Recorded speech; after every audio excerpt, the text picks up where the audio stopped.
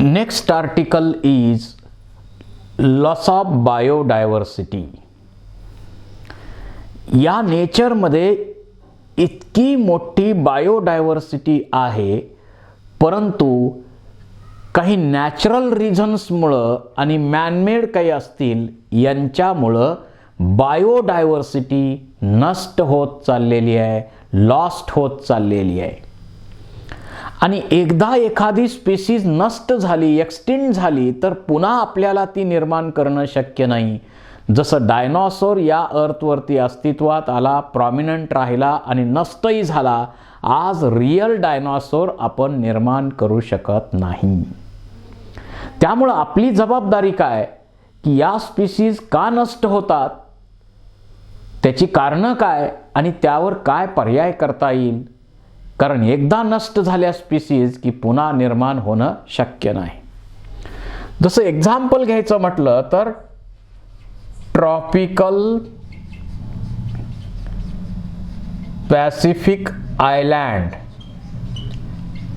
Tropical Pacific आयलँडचं example घेतलं तर ह्युमनच्या ॲक्टिव्हिटीजमुळं या पॅसिफिक आयलँड मधपासून 2000 species of 2000 species of birds becomes extinct. नष्ट झालेल्या आहेत 2000 स्पीसीज. जर आपण IUCN चा डेटा पाहिला, रेड लिस्ट 2004 यांचा डेटा जर आपण पाहिला तर 784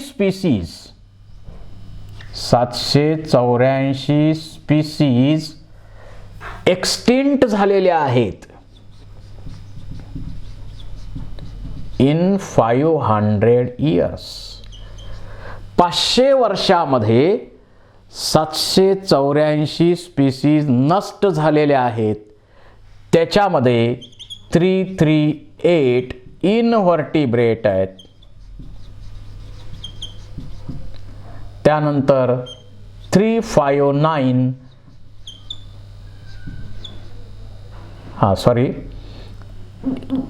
338 व्हर्टिब्रेट आहेत, 359 इनव्हर्टिब्रेट आहेत.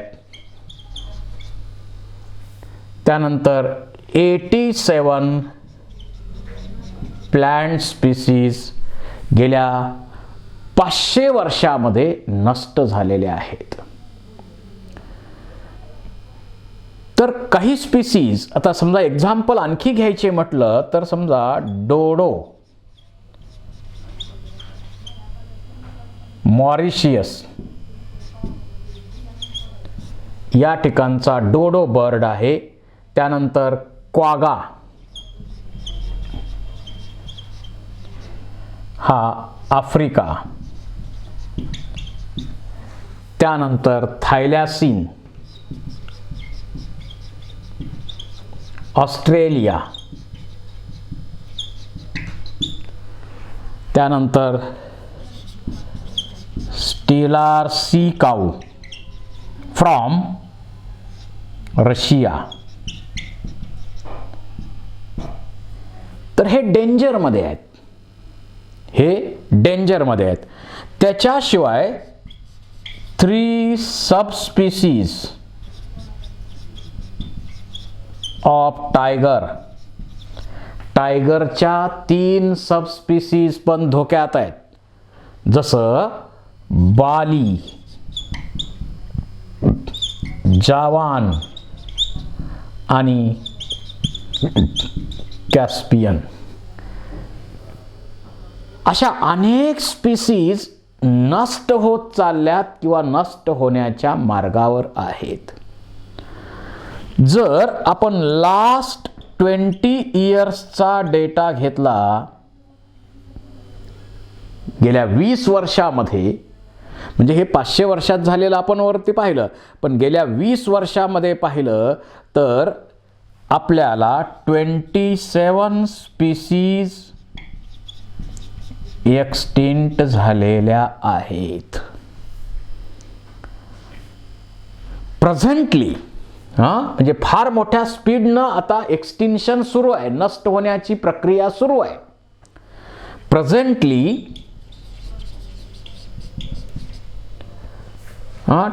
12% of birds, 23% of mammals, 32% of amphibians and 31% of gymnosperm. हा करंट डेटा आहे. प्रेझेंट कंडिशनला ही परिस्थिती आहे. आणि करंट एक्सटिंक्शनचा रेट काय आहे? एवढ्या प्रमाणात स्पीसीज नष्ट होत चाललेले आहेत. आणि जर करंट एक्सटिंक्शन रेट पाहिला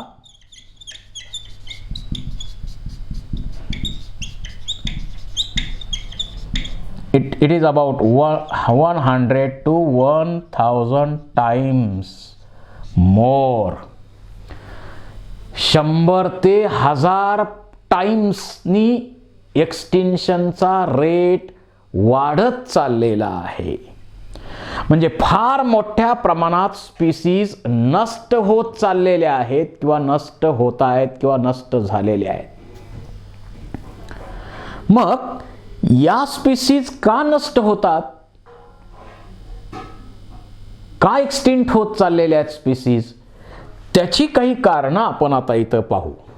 एवढ्या मोठ्या प्रमाणात या स्पीसीज या अर्थवरनं नष्ट होत चाललेल्या आहेत. आता ज्या नष्ट झाल्यात त्याच्याविषयी आपण काहीच करू शकत नाही, परंतु काही स्पीसीज नष्ट होण्याच्या क्रिटिकली इंडेंजर्ड आहेत, काही डेंजर्ड आहेत, काही वुल्नरेबल आहेत, थ्रीटनड स्पीसीज आहेत. म्हणजे अनेक स्पीसीज आता नष्ट होण्याच्या कुठल्या ना कुठल्या स्टेजवर आहेत. तर त्यांच्याविषयी आपल्याला काहीतरी करणं गरजेचं आहे. परंतु नष्ट होण्याची कारणं काय? Causes of extinction. एक्सटिंक्ट होण्याची कारणं काय आहेत? त्यातलं पहिलं महत्त्वाचं कारण आहे habitat losses and fragmentation. Habitat losses and fragmentation. प्रत्येक स्पीसीजचं एक हॅबिटॅट ठरलेलं आहे. त्या प्रकारचं हॅबिटॅट असेल तर त्या स्पीसीज चांगल्या पद्धतीनं ग्रो होतात आणि त्या स्पीसीजचं पॉप्युलेशन पण मोठ्या प्रमाणावर वाढू शकतं. परंतु त्या स्पीसीजचं आपल्या ह्युमन मुळे किंवा इव्हन नॅचरल काही गोष्टी असतील यामुळं त्या हॅबिटॅटमध्ये बदल होत चालला आणि बदल होत चालला आणि त्यामुळं आणि त्याच्याशिवाय आपण वेगवेगळ्या ॲक्टिव्हिटी करू लागलोय. समजा एक मोठा रोड आहे. आता त्या रोड असल्यामुळं जंगलातनं आपण रोड तयार केलेत. मग काही ॲनिमल्स तिकडं राहिले तिकडंच, इकडं राहिले इकडं, सहजासहजी क्रॉस करता येत नाही. क्रॉस करायला लागलं तर प्रॉब्लेम होतात. अशा त्याच्यामध्ये समस्या आहेत. असे रोड मग एक छोटं एक्झाम्पल सांगितलं. अशा प्रकारे आपण हॅबिटॅटचा लॉस आणि फ्रॅगमेंटेशन करत चाललोय. एक मोठं जंगल आहे, परंतु आपल्या काही कारणानं त्याच जंगलाचे तुकडे तुकडे व्हायला लागले. म्हणजे त्यातून समजा इथं एक रोड आहे, इकडं एक रोड आहे, काही स्पीसीज क्रॉस करताना अडचण होते. त्यामुळे हॅबिटॅट लॉस होणं आणि फ्रॅगमेंटेशन होणं हा एक मोठा प्रॉब्लेम आता होत चाललेला आहे. आपण रेल्वे लाईन्स टाकलेल्या आहेत आणि तुम्ही पाहता कितीतरी ॲनिमल्स त्या रेल्वे लाईनवर मरून पडतात. कारण रेल्वे आपण प्रत्येकाला थांबवू शकत नाही. त्या रेल्वे लाईनवर हत्ती उभा राहिला आणि रेल्वे गेली, दुसरा एखादा प्राणी उभा राहिला, रेल्वे गेली. अशा प्रकारे मोठा लॉस यामुळं होत चाललेला आहे. एक्झाम्पल जर घ्यायचं म्हटलं तर ट्रॉपिकल फॉरेस्ट जे आहे, ट्रॉपिकल फॉरेस्ट चं प्रमाण आहे 14% असायला पाहिजे. आयडियल व्हॅल्यू त्याची आहे ट्रॉपिकल रेन फॉरेस्टची जी आहे ती 14% आहे, परंतु आज आपल्याकडे किती आहे? Now it is only 6%. इतकं जंगल आपण नष्ट केलेलं आहे. जर ॲमेझॉन फॉरेस्टचा विचार केला, ॲमेझॉन फॉरेस्टचा आपण विचार केला तर सर्वात मोठं स्पीसीज डायव्हर्सिटी असणारं ते ठिकाण समजलं जातंय. Amazon forest are considered as a lungs of earth. इतकं मोठं घनदाट जंगल पूर्वीच्या काळात होतं, पण काही नॅचरल वणवा पेटला असेल किंवा आणखी इतर कारणांनी आणि ह्युमनच्या ॲक्टिव्हिटीनी ते ॲमेझॉन फॉरेस्टसुद्धा आता बरंच कमी होत चाललेलं आहे. मोठ्या प्रमाणावरती कमी होत चाललंय. त्यानंतर क्रॉपलँड फॉरेस्ट असेल, क्रॉपलँड असेल. बघा, एखादं जंगल आहे, समजा हे एक जंगल आहे, फॉरेस्ट आहे. हे तोडून आपण काय करतो? इथं जमीन आपण क्रॉपसाठी वापरतोय. इकडं आपण पुन्हा क्रॉपसाठी वापरतोय. त्याच्यामुळं त्या फॉरेस्टचे आपण तुकडे समजा जंगलाचा काही भाग आपण जंगल कट केलं, तिथं शेती केली, पुन्हा काही भाग कट केला, शेती केली. याच्यामुळं मोठ्या प्रमाणावरती फ्रॅगमेंटेशन पण होत चाललेलं आहे आणि ते एक महत्त्वाचं कारण आहे लॉस ऑफ बायोडायव्हर्सिटी और extinction of biodiversity. Biodiversity loss होण्याचं ते एक मोठं कारण होत चाललेलं आहे. ते एक मोठं कारण लॉस ऑफ आपण स्टडी करतोय, लॉस ऑफ बायोडायव्हर्सिटी. ह्यातलं महत्त्वाचं एक कारण आपण सांगितलं, हॅबिटॅट लॉसेस अँड फ्रॅगमेंटेशन. हे महत्त्वाचं कारण आहे. आणि त्याच्यामध्ये ट्रॉपिकल फॉरेस्ट पूर्वी किती होतं? तर 14% होतं. आज मात्र ते फक्त 6% राहिलेलं आहे. ॲमेझॉन फॉरेस्ट लंग्स ऑफ अर्थ आपण म्हणतो. एवढं मोठं जंगल, घनदाट जंगल, स्पीसीज डायव्हर्सिटी रिच असणारं ते एरिया ह्युमनच्या ॲक्टिव्हिटीमुळं आणि नॅचरल काही वणवा पेटला वगैरे अशा ॲक्टिव्हिटीमुळं आज तिथं सुद्धा फार मोठ्या प्रमाणात फॉरेस्ट एरिया कमी झालेला आहे. त्याचबरोबर आपण काय करतो? वेगवेगळ्या ठिकाणी जंगल तोड करून शेती करतो, क्रॉपलँड डेव्हलप करतो आणि मग त्याच्यामुळं आपण फ्रॅगमेंटेशन करत चाललोय, तुकडे करत चाललोय एखाद्या एरियाचं आणि त्याच्यामुळं सुद्धा मोठ्या प्रमाणावरती हा लॉस होत चाललेला आहे. बायोडायव्हर्सिटी त्यामुळं सुद्धा कमी होत चाललेली आहे. त्यानंतर सेकंड रिझन आहे ओव्हर एक्सप्लॉयटेशन. प्रमाणापेक्षा त्याचा वापर जास्त केला गेला. समजा आपल्याला तसंच काय झालंय, पॉप्युलेशन प्रचंड वाढलेलं आहे आणि या वाढत्या पॉप्युलेशनची डिमांड फुलफिल करण्यासाठी आता आपल्याला भरपूर प्रत्येक ठिकाणी फर्निचर पाहिजे. बरं, लाकूड तोडल्याशिवाय फर्निचर मिळणार नाही. त्याच्यामुळं मोठ्या प्रमाणावर जंगलतोड होते. हाही एक मोठा प्रॉब्लेम आहे. त्याबरोबरच जे आपण समजा मेडिसिनल प्लांटचा विचार करा तर आपण आता प्रत्येक ठिकाणी जाहिरातीमध्ये बघतो मेडिसिनल प्लांटच्या जे आपल्याला मेडिसिन्स मिळतात त्याच्यावर किती प्लांट आणि त्यातले बरेच प्लांट कसे आहेत, रेअर प्लांट्स आहेत आणि ते इझिली अवेलेबल नाहीत होत आणि मग त्यांचा ओव्हर यूज, प्रमाणात वापर प्रत्येकजण करू शकते पण आपल्या गरजाच इतक्या मोठ्या झालेल्या आहेत त्यामुळं ओव्हर यूज केला जातोय, प्रमाणापेक्षा जास्त वापर त्याचा केला जातोय आणि म्हणून आज या स्पीसीज कमी होत चाललेल्या आहेत. बायोडायव्हर्सिटी लॉस्ट होत चाललेली आहे. जसं आपण स्टेलार सी काऊ स्टिलार सी काऊचा विचार केला तर मोठ्या प्रमाणावर त्याची शिकार करत असल्यामुळं पॉप्युलेशन एकदम कमी होत चाललेली आहे, बायोडायव्हर्सिटी कमी लॉस होत चाललेली आहे. त्याचबरोबर आपण फिश हे आपलं मेन फूड आहे, कोस्टल एरियाचं तर ते मेन फूड आहे. जमिनीवरचा जो ताण कमी करायचा आहे तो फिश करू शकतात, कारण समुद्राचा एरिया एकतर भरपूर आहे आणि समुद्रामध्ये मासे हे मुख्य अन्न त्या कोस्टल रिजनला आपण म्हणू शकतो. त्यामुळं जमिनीवरचा ॲग्रिकल्चरचा ताण कमी होतो हे बरोबर आहे, परंतु मासेमारी करणं हे बरोबर आहे, परंतु प्रमाणात ते असलं पाहिजे. आपण आज काय करायला मोठे मोठे ट्रॉलर्स बनवलेले आहेत. ते ट्रॉलर्स काय करतात, एका वेळी फार मोठ्या प्रमाणावर फिश कॅच करतात आणि त्यामुळं त्या एरियातली डायव्हर्सिटी अडचणीत येत चाललेली आहे. फिशचं पॉप्युलेशन त्या एरियाचं कमी होत चाललेलं आहे. तर हे सुद्धा एक महत्त्वाचं कारण त्यामध्ये आहे. त्यानंतर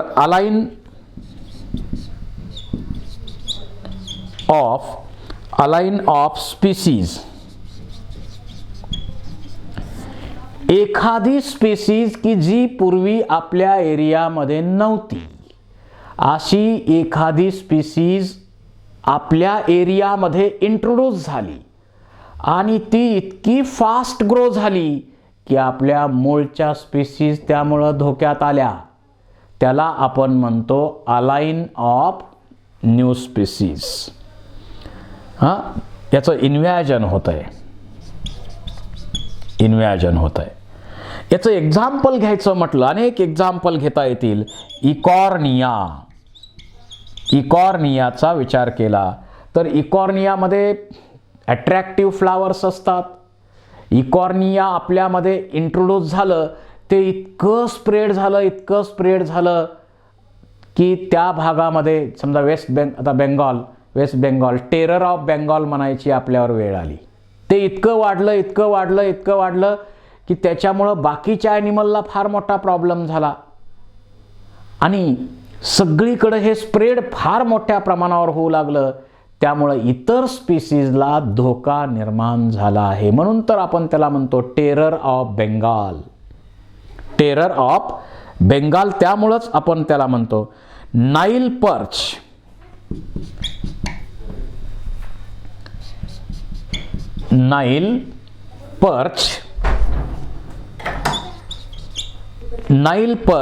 is introduced in Victoria of South Africa.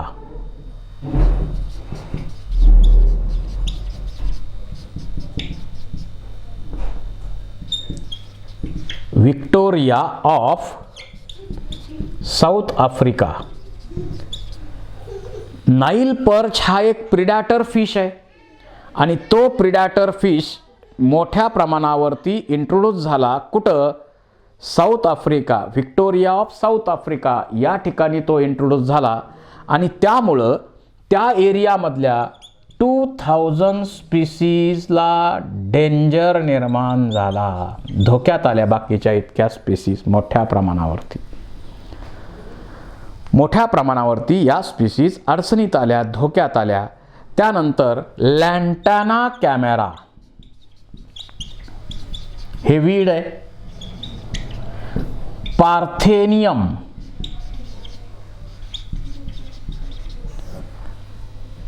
Parthenium गाजर गवत, काँग्रेस गवत त्याला आपण म्हणतो. तर हे वीड्स आहेत. हे दुसरीकडनं आपल्याकडं इंट्रोड्यूस झालेलं आहे. पूर्वी आपल्याकडं गाजर गवत नव्हतं, हे काँग्रेस गवत नव्हतं. परंतु 1972ला जो दुष्काळ पडला त्या दरम्यान अमेरिकेतून आपण गहू आयात केला गेला आणि त्याच्याबरोबर हे गाजर गवत हे वीड आपल्याकडं आलं. आत्ता ते इतकं स्प्रेड झालंय की त्याच्यामुळं आपल्याकडच्या ज्या स्पीसीज असतील त्या फार मोठ्या अडचणीत येत आहेत. तर एखाद्या एरियामध्ये नवीन इन्व्हॅजिव्ह एखादी स्पीसीज जर इंट्रोड्यूस झाली तर त्या एरियामधल्या जुन्या स्पीसीज ज्या असतील, तिथल्या ज्या लोकल स्पीसीज असतील त्या धोक्यात येतात, असा याचा अर्थ आहे. त्यानंतर पुढचं रिझन याच्या आहे, पुढचं कारण या वाईल्ड लाईफ लॉस होण्याचं कारण आणखी एक आपल्याला इथं सांगता येईल, को एक्सटिंक्शन. आता जिथं कुठं म्युच्युअलिझम असतं, जिथं म्युच्युअलिझम आहे, two organisms live in contact, both get benefit, it is called as mutualism. दोन ऑर्गॅनिझम कॉन्टॅक्टमध्ये राहतात आणि दोघांनाही एकमेकाला फायदा होत असेल तर त्याला म्युच्युअलिझम आपण म्हणतो. मग म्युच्युअलिझममधला एक पार्टनर काही कारणानं कमी झाला, नष्ट झाला, तर दुसरा पार्टनर आपोआप नष्ट होतो. त्याला आपण म्हणतो को एक्सटिंक्शन. त्याला आपण म्हणतो को एक्सटिंक्शन. जसं प्रोनुबा